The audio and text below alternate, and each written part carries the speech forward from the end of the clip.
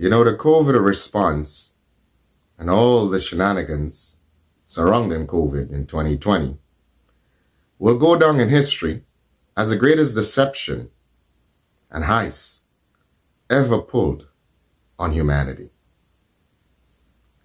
Listen to the media parrot each other. Maybe they should be shamed by the unvaccinated.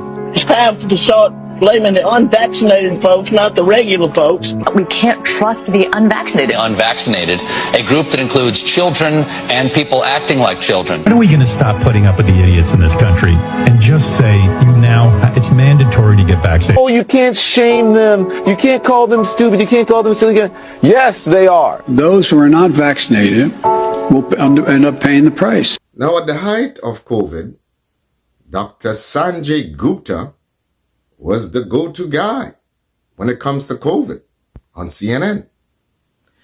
Now, you should have known that this was a load of deception, because here you have a neurosurgeon, okay? Not an infectious disease expert, and he was the go-to guy on CNN, a medical expert about COVID. Now, you would have thought that they would have gotten an infectious disease expert to talk about COVID. But no, they got a neurosurgeon. So the mass of people should have known if they fundamentally understood how disciplines work. Now, if someone has a heart problem, they're not going to get a bone specialist. They're not going to get a general family practitioner. More than likely, they will get a cardiologist, because a cardiologist specializes in matters of the heart.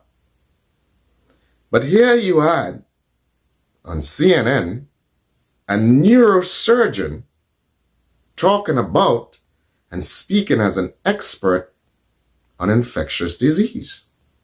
That in itself was a dead giveaway that it was indeed a deception. It is like taking a building structural engineer and put him on highway design. Or it's like taking an environmental engineer and put him or her on building structural design. While they all may be engineers, there are certain areas of specialization. But here is Dr. Sanjay Gupta towing the line. But this was not about being truthful. Again, as I have said, this was about a sabotage. It was about sabotaging President Trump's presidency, because they knew if he went into the elections with a booming economy, then guess what? He was guaranteed a second term. So they had to shut down the economy so that things could taper down a little bit. Now listen to Dr. Sanjay Gupta actually ridiculing Trump's message on COVID. Yeah, I mean, that's the thing, is that, at every step along the way, there have been opportunities to have significant impact on this. Had we actually started to go into some sort of stay at home or at least face mask mandate earlier, there would have been significant reduction, 60 to 80% fewer cases at this point, if we had just started some of these measures 1 to 2 weeks earlier. And we didn't. So the numbers continue to grow. So Dr. Sanjay Gupta knew that all this masks and social distancing and locking people down was actually not going to work. He knew that from fundamental medicine. Because you have to listen now what he says in 2025. And listen carefully. I think the one area, if I had to pick one thing for me specifically, where I think we started to dig in, but could have dug in more, was really understanding the value of natural immunity. I think you and I both, when we go to medical school, we know that once you get sick, you are going to be immune for a while. And it is here you see the deception of Dr. Sanjay Gupta. Because that was an interview in 2025. And he said he was talking to another medical professional. And he said, you and I know when we go to medical school, the first thing we learn is about natural immunity. So in 2020, Dr. Sanjay Gupta knew about natural immunity, but he didn't talk about it then. Instead, he had to toe the line of his overlords. He had to sing for his supper. Now here is a very heated exchange between Dana Bash of CNN and RFK Jr. After the experiences of 2020, RFK Jr. is not pulling no punches, and he's not playing any games. And I'm asking about a potential public health crisis that is coming. But I do want to And one of the mistakes we made in the last time was suppressing those rights so people weren't being heard. The doctors who were saying you're doing it wrong were being marginalized and vilified. Yeah, and because again, I really want to move on, but. Yeah, you were saying you were yes, you were part of the problem. No, I wasn't part of the problem. There was absolute press malpractice. Now I want you to take a look at this. You can pause the video and read it. Now during COVID, the top 10 richest men in the world, billionaires, actually doubled their fortunes. About 1.3 billion a day they were raking in. Could you imagine? So they went from a combined wealth of 700 billion to over 1.7 trillion dollars. Ain't that something? So when I tell you what's the greatest heist, I'm not exaggerating.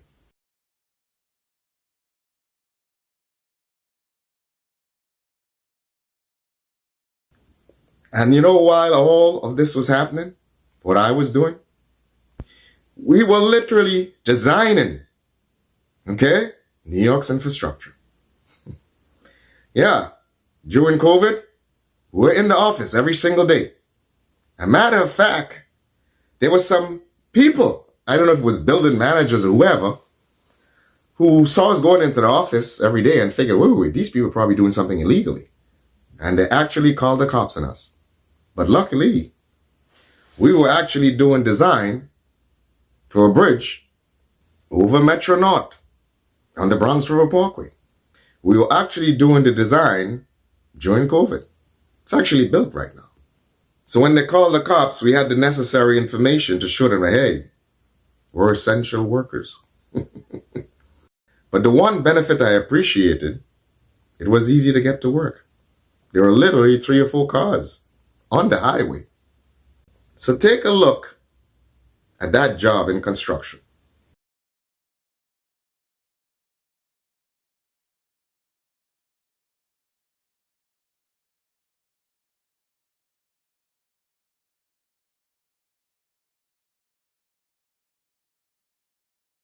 It was actually a wall-in-wall system. You had a secondary wall holding up the primary wall, which was holding up the highway. So all those walls and retaining walls, there were 4 sets of them around the bridge. We actually were responsible for it. It was yours truly designed. So now, let's wrap this up. So for all the people, because I had many discussions, actually it was entertaining. Because after work, I would come home and I would get on the phone with my friends, associates, and we'll argue about what's going on and the lockdowns and COVID and with Trump and what is being done by the media. Because I saw through all of it. Okay? It's clear as daylight.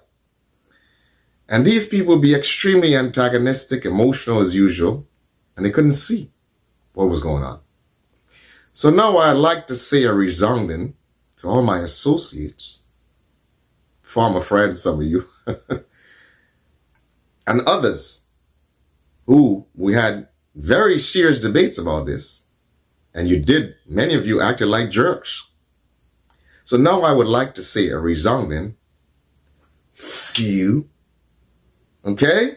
A resounding few to you guys. Yeah. Now, who was on the right side of history? It is no mystery that when you guys see me now, you bend your heads down. But I have a strange feeling that this is not the last time that you guys would be bamboozled and duped. I am sure that it might be a pattern of behavior. Now you know that everything that Trump had said concerning the last elections and COVID were actually spot on and right. It actually feels good to say, we told you so. Now the truth has been revealed about Fauci's actions. And you people in the media, now we know you're some of the most devious human beings on the planet.